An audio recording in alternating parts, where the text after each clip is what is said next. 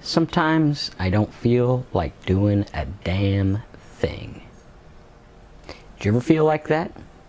Like you know you need to get stuff done, but you just don't feel like it?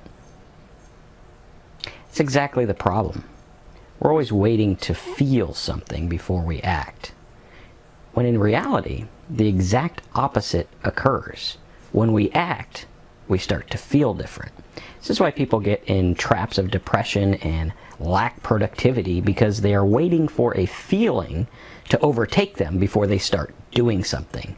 But if you're in a rut and you don't feel like doing anything, or you don't know what to do, the best thing to do is get started on something, whether it's taking a walk, whether it's making a video like I'm doing now, whether it's creating some content or building a new website, or whatever it is, getting started on something. Because what's going to happen is it's going to start to change the way your brain reacts. Because once we start motion, it creates chemicals in our brain that inspire us to do more things. That's why I could go weeks without doing anything, but then when I finally do one video or one piece of content or one webinar or one piece of work, then I do more that day than I've ever done in the last month.